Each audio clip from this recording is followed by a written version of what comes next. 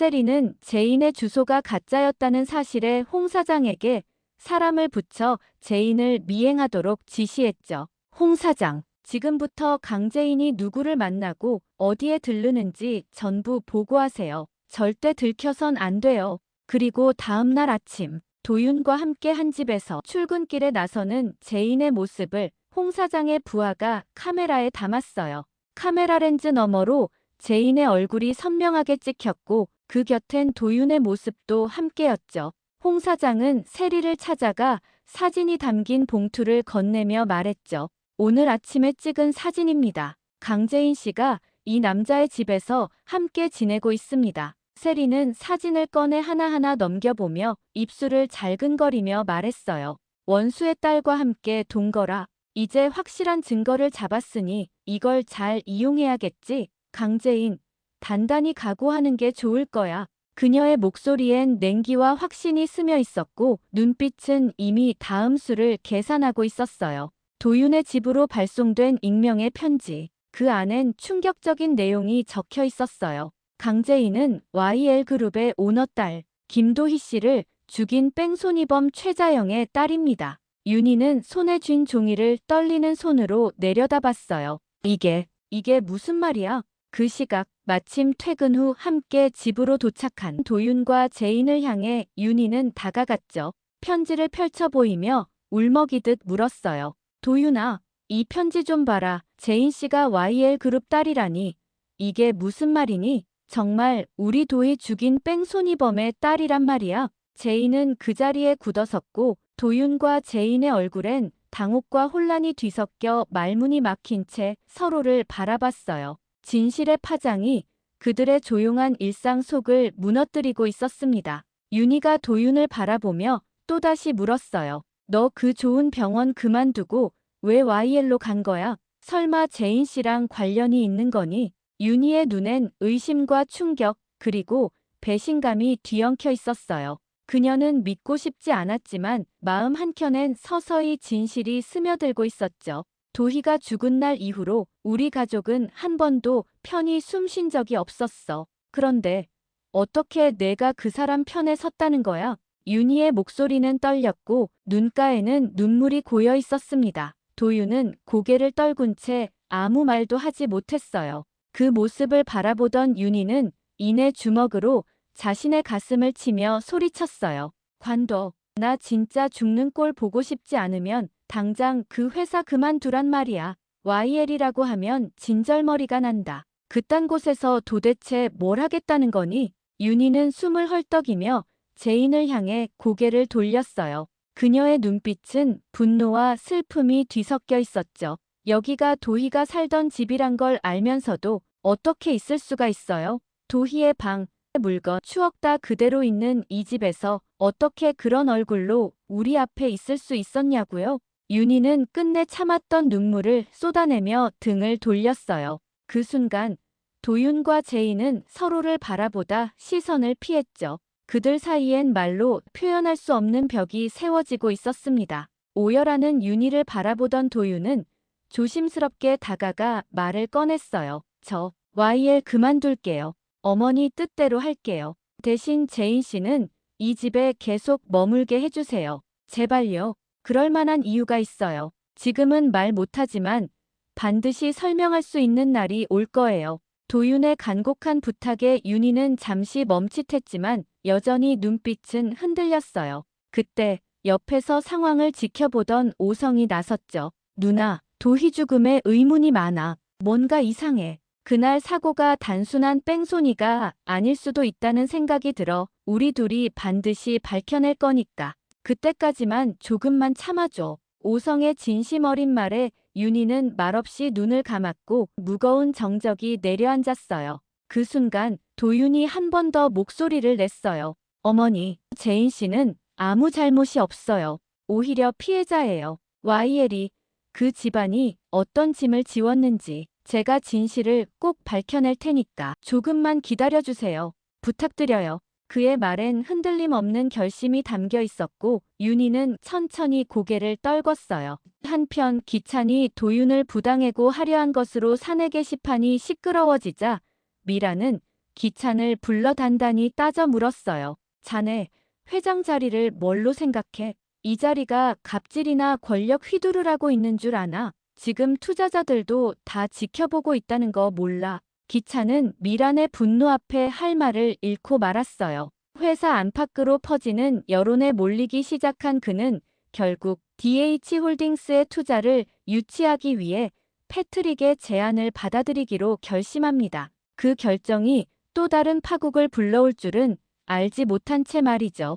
패트릭이 내건 조건은 핵심 부서인 기획디자인팀과의 업무 공유, 그리고 인사권 관여까지 포함돼 있었죠. 말 그대로 회사의 중심을 외부에 내어주는 셈이었습니다. 기찬은 속으론 초조함을 감추지 못했어요. 하지만 미란에게 자존심이 상한 나머지 뭔가를 보여줘야겠다는 생각에 결국 무리수를 두게 된 것이었죠. 기찬이 도윤에게 함정을 파놓고 강간 미수범으로 부당해고 하려 한 것에 분노한 오성은 복수를 위해 칼을 갈고 있었습니다. 도희도 모자라 도윤이를 강간범으로 몰아가. 이건 완전히 인생을 망치겠다는 거잖아. 오성은 이를 악물며 복수를 위해, 진실을 위해 이제는 나설 때라고 말했어요. 도윤은 오성의 눈빛에서 단단한 결의를 읽었어요. 고마워요, 삼촌.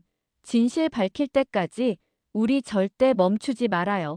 그렇게 오성은 도윤과 함께 Y의 본사의 모습을 드러냈어요. 패트릭이 회사를 방문했다는 소식을 듣고 긴장과 기대가 교차한 미라는 곧장 회의실로 향했죠. 문을 열고 들어서자 그녀는 그 안에서 익숙한 얼굴을 마주하게 됩니다. 말끔한 정장 차림의 오성이었어요. 미라는 순간 멈칫하며 말했죠. 당신이 여기에 어떻게? 그때 오성이 기대어 앉은 의자를 돌려 미란을 바라보며 말했어요. 황기찬 회장에게 얘기 못 들으셨나 봅니다. 이 회사는 이렇게 중요한 사안을 상무와 상의도 없이 독단적으로 진행하나 보죠. 미라는 숨조차 멎은 듯 놀란 표정으로 오성을 바라봤어요. 회의실 안엔 순식간에 싸늘한 긴장감이 감돌았고 그들에게 불길한 뭔가가 시작될 기운이 일고 있었죠. 도윤은 그렇게 복직과 함께 이제 제인과 같은 사무실에서 일하게 되었어요.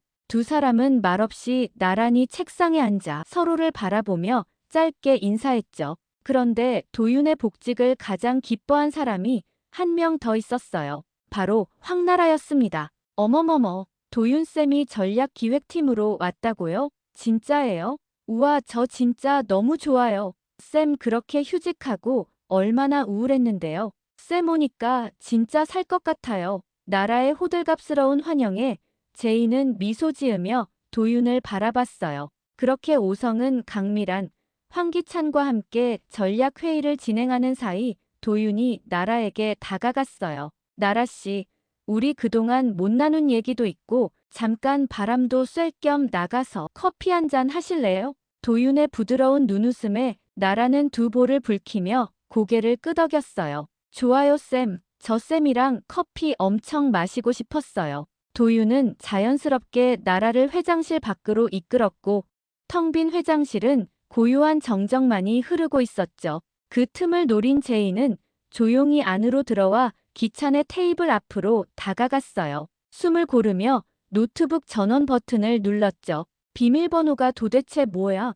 제인은 한참을 망설이다 여러 조합을 입력했지만 번번이 오류가 떴어요. 경고 메시지가 계속 뜨는 가운데 그녀는 혼잣말하듯 중얼였죠. 혹시 은호 생일 마지막이라 생각하며 입력한 생년월일. 잠시 정적이 흐른 뒤 환영합니다라는 메시지가 떠오르자 제인은 안도의 숨을 내쉬었습니다. 맞았어. 역시 너였구나. 은호야. 마우스를 클릭하자 여러 문서 파일이 쏟아졌고 그중 H&K 컴퍼니 계약서라는 파일이 제인의 눈에 들어왔죠. 손끝이 떨리는 걸 느끼며 제인은 문서를 열었어요. 그 안엔 기찬이 해외 페이퍼 컴퍼니와 맺은 비밀 계약서 그리고 뒷돈 거래 흔적까지 고스란히 남아 있었어요. 제인의 눈빛이 흔들리며 말했죠. 이걸로 끝이야, 황기찬. 더 이상 진실을 덮을 수 없어. 그 문서를 USB에 담은 제인은 조용히 노트북을 닫고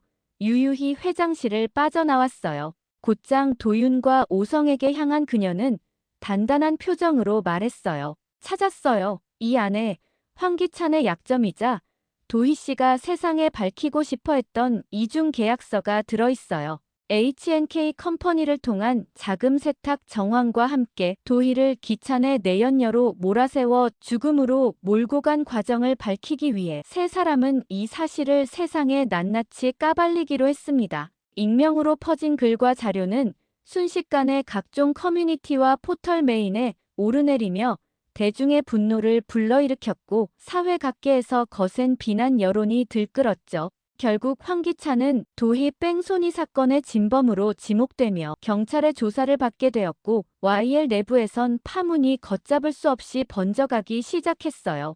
이 소식을 들은 미라는 황기찬의 구속수사 소식과 함께 이중계약서 존재에 큰 충격을 받았어요. 하지만 그녀를 더욱 얼어붙게 만든 건 따로 있었죠. 바로 그 회사의 대표가 강세리라는 사실을 확인한 순간이었어요. 오빠가 평생을 바쳐 일궈낸 YL그룹의 피 같은 돈을 황기찬과 강세리가 자신들 욕심을 채우는 데만 써왔다니. 그동안 곁에 두었던 황기찬과 강세리가 회사의 뒤를 조종하고 있었다는 사실에 온몸이 굳은 채 한동안 아무 말도 하지 못했어요.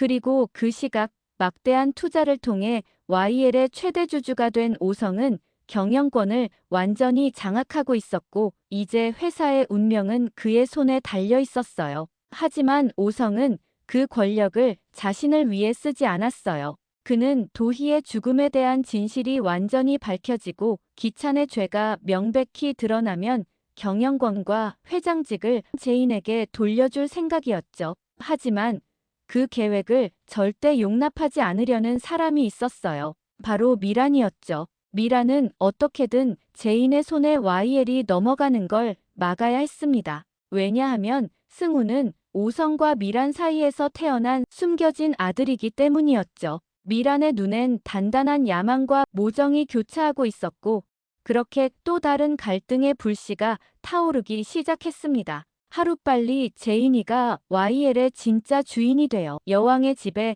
다시 입성하는 날이 올 수 있길 기대하며 오늘 영상을 마치겠습니다. 구독과 좋아요 꾹 눌러주시면 영상 제작에 정말 큰 힘이 됩니다. 시청해주셔서 감사합니다. 콩콩